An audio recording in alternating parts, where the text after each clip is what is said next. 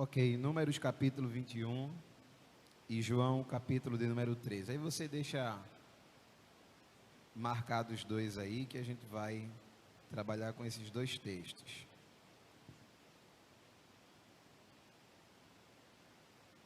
Números capítulo 21, versículo de número 4, a palavra de Deus diz assim: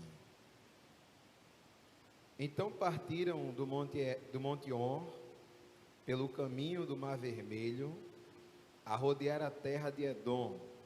Porém a alma do povo angustiou-se neste caminho. E o povo falou contra Moisés, contra Deus e contra Moisés: Por que nos fizeste subir do Egito, para que morrêssemos neste deserto?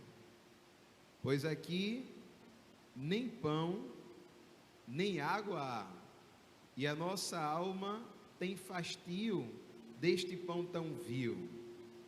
Então o Senhor mandou entre o povo serpentes ardentes, ou serpentes venenosas, peçonhentas, que morderam o povo, e morreu muito povo de Israel. Pelo que o povo veio a Moisés e disse: Havemos pecado, porquanto temos falado contra o Senhor e contra ti. Ora ao Senhor que tire de nós estas serpentes. Então Moisés orou pelo povo. E disse o Senhor a Moisés: Faze uma serpente ardente e põe-na sobre uma haste. E será que viverá todo mordido que olhar para ela? E Moisés fez uma serpente de metal e pôs-la sobre uma haste. E era que, mordendo alguma serpente alguém, olhava para a serpente de metal e ficava vivo. Agora João capítulo 3, versículo de número 14. E como Moisés levantou a serpente no deserto, assim importa que o Filho do Homem seja levantado. Pai, somos gratos, Senhor, pela Tua palavra. Pedimos para que o Senhor continue conosco aqui, continue a falar no nosso coração, que Teu Espírito Santo nos faça entender a mensagem que o Senhor tem para nós aqui nesta manhã. Espírito Santo, Tu que habitas em nós e que estás no nosso meio, faz-nos concentrar-nos em Tua palavra, faz-nos entender a Tua voz aqui. Amém. Meus irmãos, eu lembro que da última vez que eu preguei aqui, e foi exatamente num culto de domingo pela manhã, a leitura que fiz foi de João capítulo 3. E um dos versículos exatamente que eu li foi esse versículo de João capítulo 3, versículo 14. E desde então eu venho pensando sobre a possibilidade de falar a respeito desse antítipo do tipo que está lá no Antigo Testamento, no capítulo 21 do livro de Números. E exatamente a gente vai observar porque foi que Jesus falou essas palavras que estão escritas aqui em João capítulo 3, versículo 14. E como Moisés levantou a serpente no deserto, assim importa que o Filho do Homem seja levantado. Jesus faz alusão exatamente a este texto que está aqui em Números no capítulo 21. O que era que estava acontecendo aqui? Qual era o contexto desta situação do capítulo 21? Nós sabemos muito bem que os filhos de Israel, os filhos de Jacó, estiveram no Egito durante 430 anos. E durante pelo menos 400 anos, eles foram nada mais, nada menos do que escravos dentro da nação egípcia. Os faraós que se levantavam ao longo do tempo, colocavam uma carga maior ou menor sobre os filhos de Deus que estavam ali no Egito. E o que acontece é que eles estavam extremamente aflitos, e essa aflição motivou o povo a clamar a Deus. motivou o povo a orar ao Senhor, a pedir a Deus que tivesse misericórdia deles, que achasse graça aos seus olhos para com o povo. E o que foi que aconteceu? Eles começaram a aclamar a Deus, começaram a pedir ao Senhor que os libertasse daquela prisão. E aí, o próprio Deus desce, o próprio Deus se manifesta a Moisés.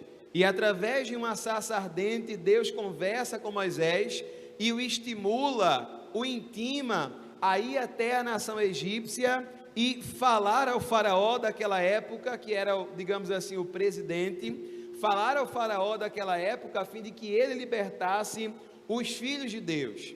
E o coração do faraó estava extremamente endurecido para não fazer com que o povo saísse do Egito. E faraó de alguma maneira quis barganhar com Moisés, de maneira que não queria de fato deixar o povo sair.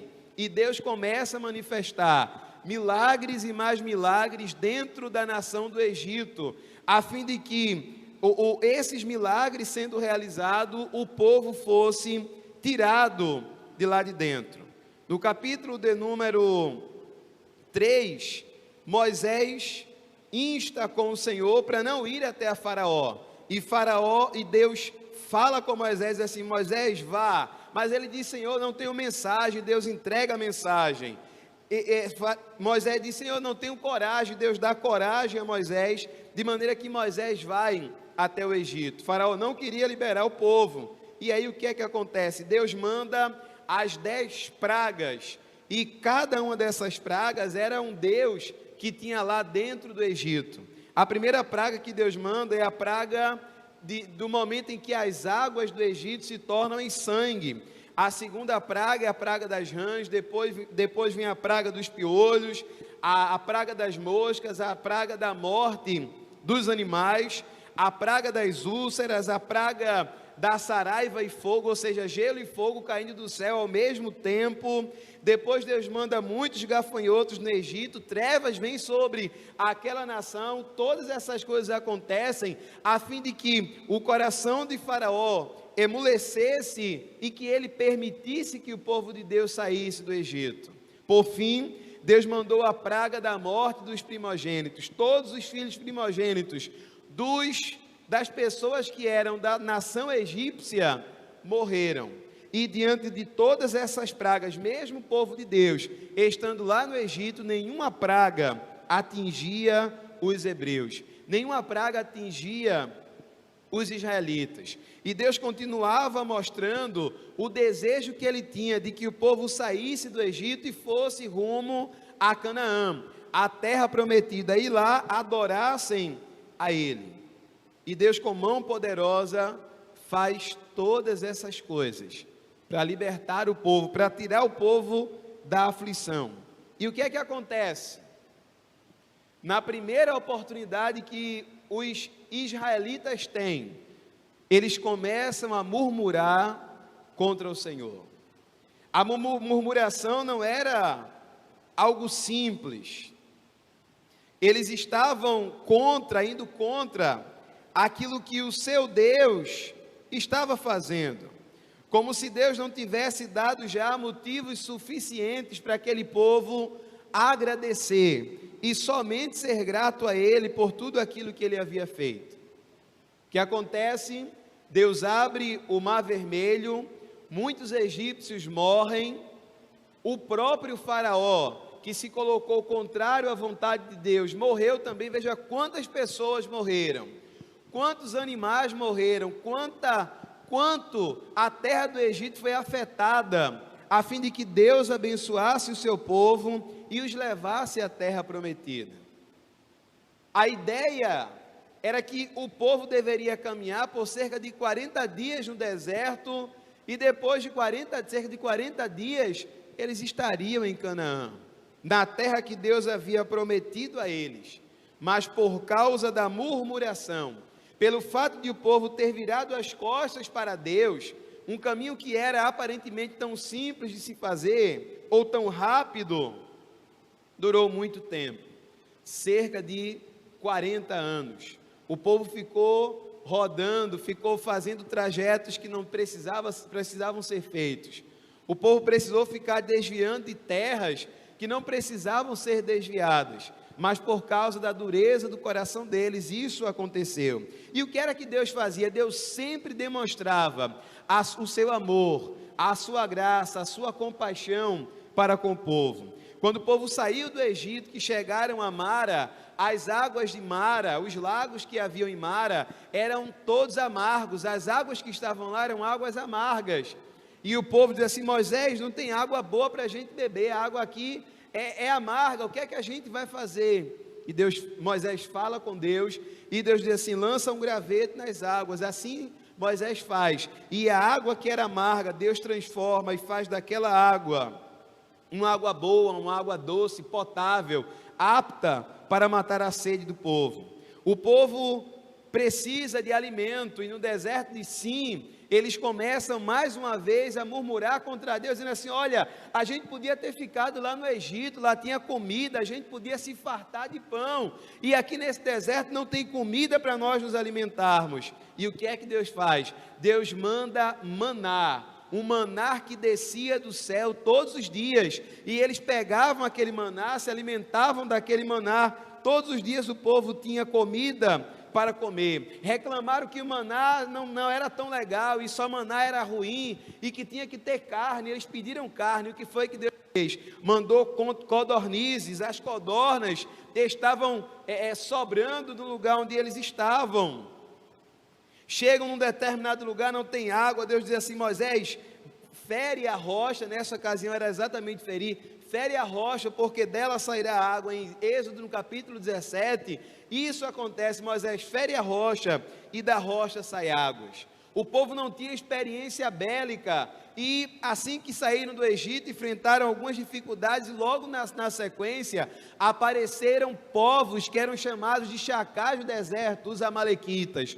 Homens fortes, guerreiros, que estavam acostumados à batalha, e estes homens desafiaram o povo de Deus, que não tinha experiência para a luta, e Moisés, não sabendo exatamente o que fazer, consultou a Deus. Deus disse assim: Moisés, você não vai pelejar, você vai para o monte, Ur e Arão subirão com você. E Moisés subiu para o monte, Josué junto com o povo, pelejando embaixo contra os amalequitas, e começaram a perder a batalha. Moisés levantava a mão e o povo começava a vencer. Quando as mãos de Moisés cansavam, Moisés baixava a mão e o povo começava a perder. Ur e Arão entenderam o mistério que estava acontecendo ali, pegaram uma pedra, colocaram para Moisés sentar. Moisés sentou, um segurava a mão de um lado, o outro segurava a mão do outro lado, e Deus deu livramento aos seus filhos dos amalequitas. Olha a maneira especial como Deus tratava o seu povo. Precisavam de alimento, Deus mandou maná. Precisavam de alimento, Deus mandou codornizes. Precisavam de água, Deus transformou a água. Deus transformou a água ruim em água boa. Deus fez água brotar da rocha por meio do seu servo Moisés. Dava livramento ao povo dos inimigos que surgiam no deserto. E o que foi que os filhos de Israel fizeram? Reclamaram.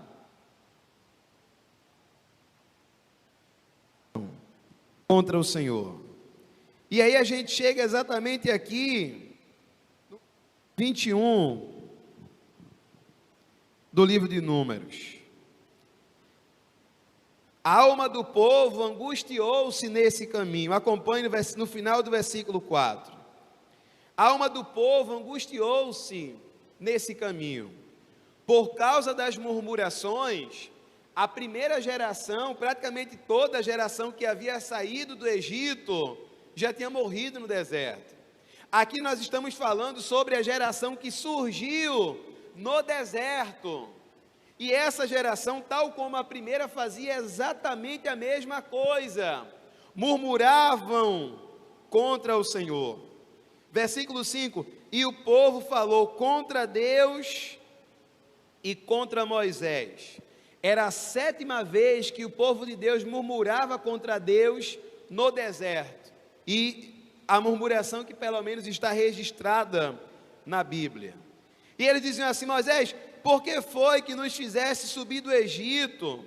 foi para que a gente morresse nesse deserto, porque nem pão há, nem água há, e a nossa alma tem fastio deste pão tão vil.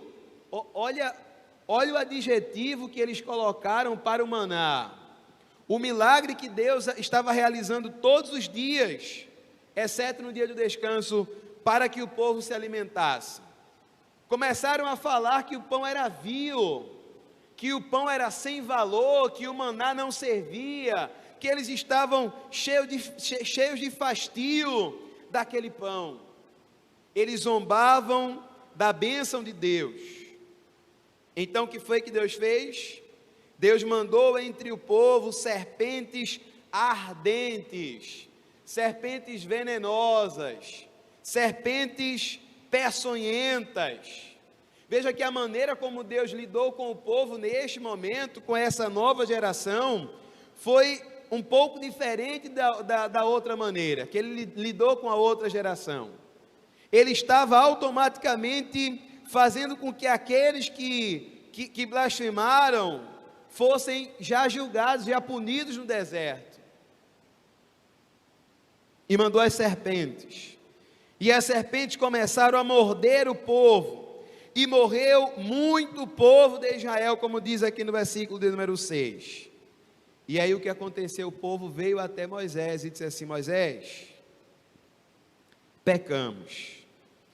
Nós temos falado contra o Senhor. Nós temos falado contra ti. E nós temos um pedido a fazer, Moisés. Ora ao Senhor, a Deus, para que Ele tire de nós estas serpentes. Nós vamos morrer, Moisés. Vamos todos ficar aqui no deserto por causa das serpentes. E Moisés orou ao Senhor. E Deus disse assim: Moisés, levanta uma serpente ardente. E há de ser que todo aquele que for picado por uma serpente, quando ele olhar com fé para a serpente que tu ergueste, esta pessoa viverá, como está escrito no final do versículo 8. Veja que era algo simples de se fazer. O povo havia murmurado contra Deus, havia murmurado contra Moisés, havia falado mal da providência de Deus, estavam blasfemando aqui contra o Senhor, mas diante do arrependimento deles, Deus diz a Moisés qual seria o antídoto, e o antídoto era exatamente levantar uma serpente, a fim de que as pessoas olhando para aquela serpente ficassem curadas. É o primeiro soro antiofídico feito sem precisar ser injetado. É isso que está acontecendo aqui. O povo olhava para a serpente e só com essa atitude ficava curado. O veneno das serpentes do deserto não fazia mais mal. Era algo muito simples. Era algo muito simples. Às vezes, diante do erro, nós queremos de alguma maneira impor complicações para que o erro seja perdoado. Mas a grande verdade é que diante da queda de alguém, diante do desvio espiritual de alguém, de qualquer pessoa que seja, a solução para o problema é simples. É só olhar para a serpente que foi hasteada. E claro, aquela serpente que foi hasteada, que foi levantada no deserto, era um tipo de Cristo que seria levantado na cruz do Calvário.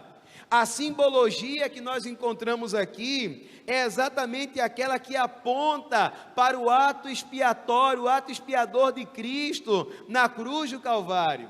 Foi exatamente por isso que Jesus disse que assim como Moisés levantou a serpente no deserto, importava que o Filho do Homem fosse levantado. Por que o Filho do Homem deveria ser levantado? Para que todo aquele que nele cresce, para que todo aquele que olhasse para ele com o coração arrependido, devotando a sua fé a ele, fosse salvo da peçonha da serpente, da peçonha do mal, do pecado. E não há complicações nisso.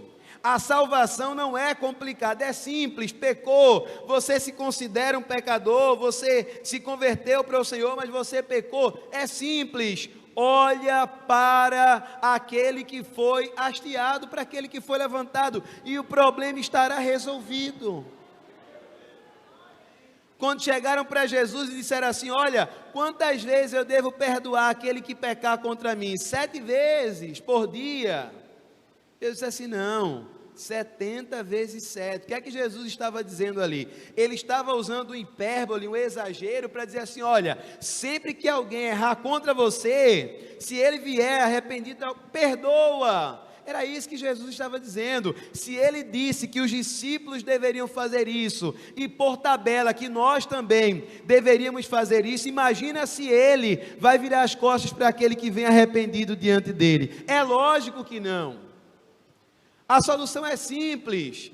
Às vezes nós complicamos o perdão para os pecados nos nossos discursos, porque nós queremos desestimular as pessoas a pecarem. O que a gente precisa estimular é que as pessoas amem o Senhor Jesus Cristo, pois Ele está sempre disposto a perdoar todo e qualquer pecado. A solução para o povo no deserto era simples: olhar para a serpente que havia sido levantada, e estariam curados. Lembra de Atos capítulo 16? Depois de Paulo e Silas estarem presos, orando e cantando lá dentro da prisão, veio um terremoto e aí o carcereiro ficou atordoado depois do terremoto e disse assim: varões, senhores, o que é que eu faço para ser salvo? Imagina Paulo respondendo a ele: olha, você tem que subir 5 vezes o Morro da Conceição de joelho e de costas, você tem que rezar 500 Ave-Marias todos os dias, você tem que... Não é simples. Crer no Senhor Jesus e será salvo, tu e a tua casa. É só isso. É só isso, crer, é só olhar para aquele que foi levantado na cruz, para aquele que foi hasteado. O antídoto contra o pecado é Cristo que foi colocado na cruz. O sacrifício não foi fácil. O preço que Jesus teve que pagar foi muito alto, foi caríssimo, altíssimo. Mas a solução para nós é simples: crer nele. Crer nele. Se arrepender do pecado, olhar, é isso que tem que ser feito. Versículo 9 do capítulo 21. E Moisés fez uma serpente de metal e pô-la sobre uma haste. E era que, mordendo alguma serpente, alguém olhava para a serpente de metal e ficava vivo. A única maneira daquelas pessoas que estavam no deserto ficarem vivas, depois de serem mordidas por uma determinada serpente, era olhar para a serpente de metal. A única maneira de nós, seres humanos, permanecermos vivos depois da nossa morte é olhando para Cristo. Porque só a fé no Senhor Jesus Cristo, só a nossa visão voltada para Ele, poderá nos dar a vida eterna. E não há outra forma, não há outra maneira, não há outro caminho que possa ser seguido, não há outra ação que possa ser executada, a fim de que alguém possa ser salvo. Não há outra, tem que ser essa: olhar para Cristo. Jesus disse que Jesus é o perdão para os nossos pecados, como está escrito em 1 João, no capítulo 2, no versículo 2. Diz que Ele é a propiciação pelos nossos pecados. Não há veneno pior do que o pecado. Não há coisa mais mortal do que o pecado. Na verdade, o pecado é o que gera a morte, como nós observamos lá em Gênesis. É exatamente o pecado que gera a morte, mas Jesus Cristo veio para dar vida e dar vida com abundância.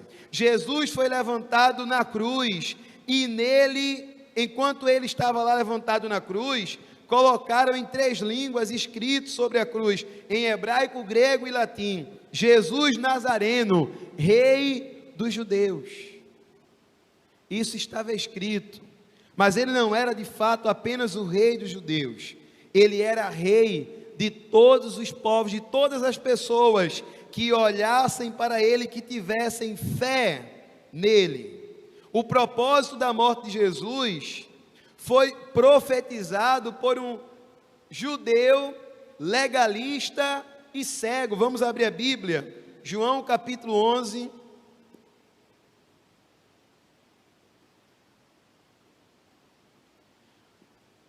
João capítulo 11.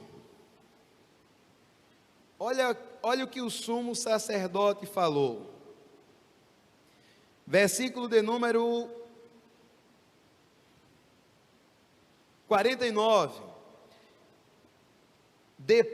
E Caifás, um deles, que era o sumo sacerdote, isso aqui é depois da ressurreição de Lázaro, que era o sumo sacerdote naquele ano, lhe disse: vós nada sabeis, nem considerais que nos convém que um homem morra pelo povo, e que não pereça toda a nação.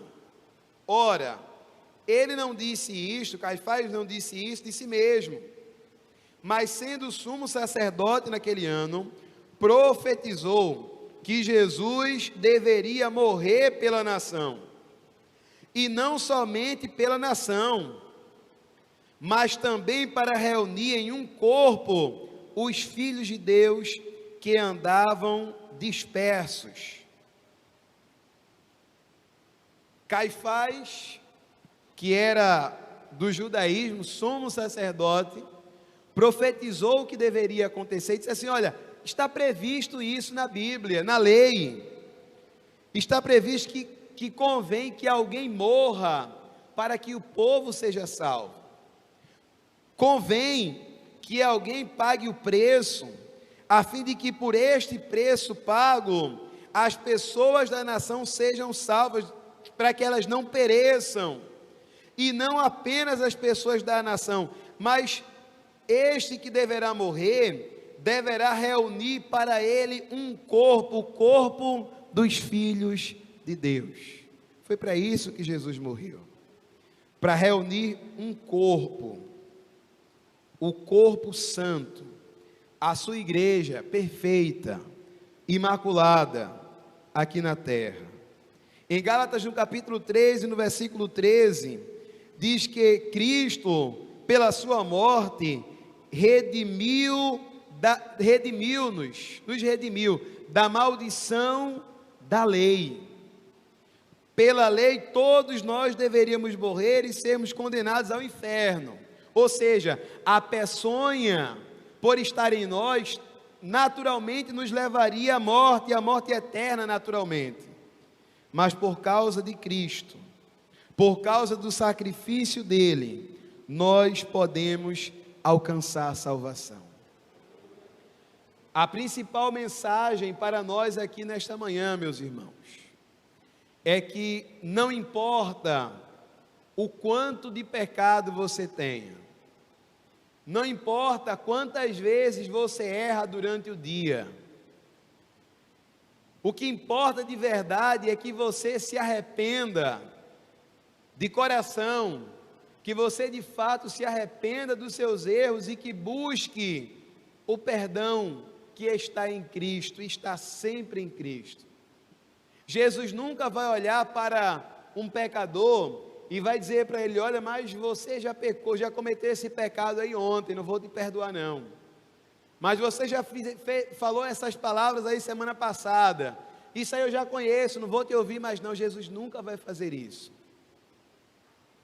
Todas as vezes que você pecar, saiba que Jesus Cristo estará disposto a te ouvir, que Jesus Cristo vai sondar o teu íntimo e vai ver o nível de quebrantamento que você tem dentro, e o perdão será automaticamente liberado.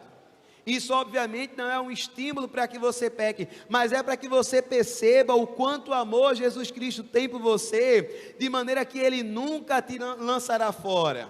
Ele nunca vai olhar para alguém e vai dizer assim: não há solução para você, não há solução para a sua. Nunca Ele fará isso, porque por isso Ele foi levantado na cruz, para que aqueles que precisam de perdão, desde aqueles que acham que pecam pouco, até aqueles que acham que pecam muito, sejam todos perdoados por Ele, se arrependidos vierem até Ele. Não importa quantas vezes você caia, Deus sempre estará de mãos estendidas para te levantar. Não importa qual seja o poço que você está, a mão que te tira de lá nunca estará recolhida para não te salvar.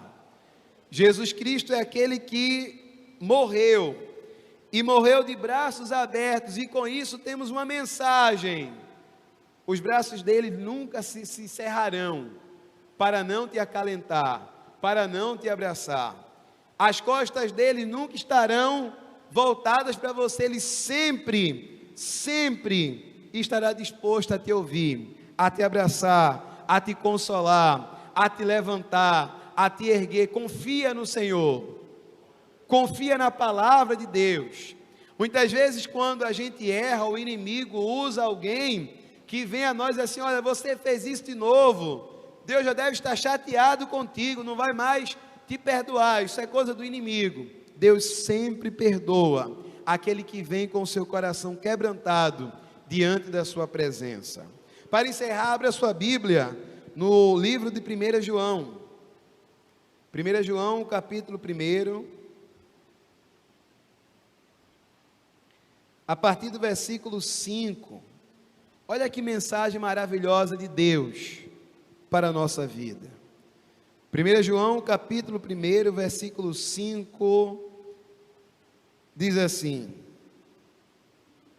e esta é a mensagem que dele ouvimos e vos anunciamos, que Deus é luz, e não há nele treva nenhuma. Se dissermos que temos comunhão com ele, e andamos em trevas, mentimos, e não praticamos a verdade. Mas se andarmos na luz, como ele na luz está, temos comunhão uns com os outros. E o sangue de Jesus Cristo, seu Filho, nos purifica de uma parte, um terço, a metade, 90%, 99%, não é não, né? O sangue de Jesus Cristo nos purifica de todo pecado. Se dissermos que não temos pecado, enganamos-nos a nós mesmos. Todos nós somos pecadores, e não há verdade em nós se dissermos que não temos pecado. E se confessarmos os nossos pecados, ele é fiel e justo para nos perdoar os pecados e nos purificar de toda injustiça.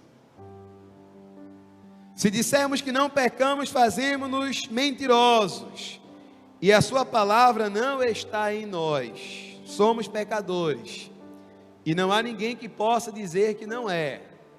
Não há ninguém que possa dizer que não peca todos os dias. Mas todos os dias a gente diz assim a ele: Senhor, mais um dia eu sobrevivi, mas pequei, me perdoa. E todos os dias ele nos perdoa, todas as horas. Por quê? Porque ele é fiel e justo para nos perdoar os pecados. Capítulo 2: meus filhinhos, essas coisas vos escrevo para que não pequeis. Ou seja, eu estou escrevendo isso aqui, eu estou dizendo que o perdão está sempre disponível. Não é para vocês pecarem não, viu?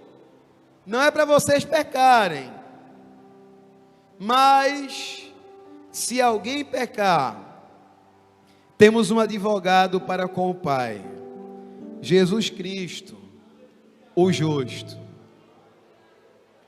Jesus Cristo justo é o nosso advogado. Ele é a propiciação pelos nossos pecados. E não somente pelos nossos, mas também pelos de todo o mundo. Às vezes há perdoados que acham que Jesus não tem que perdoar ou não tem poder para perdoar a outros que aos seus olhos parecem ser mais pecadores. Mas não existe alguém que esteja tão sujo pelo pecado que não possa ser alcançado por Jesus, que não possa ser lavado pelo sangue purificador de Cristo. Foi para isso que Jesus morreu, foi para isso que Jesus foi levantado, para que todo aquele que nele crê não pereça, mas tenha a vida eterna. Foi para que não morra, mas tenha a vida eterna. Para que não vá para o inferno, mas para que tenha a vida eterna que está nele e sempre estará. Que Deus nos abençoe.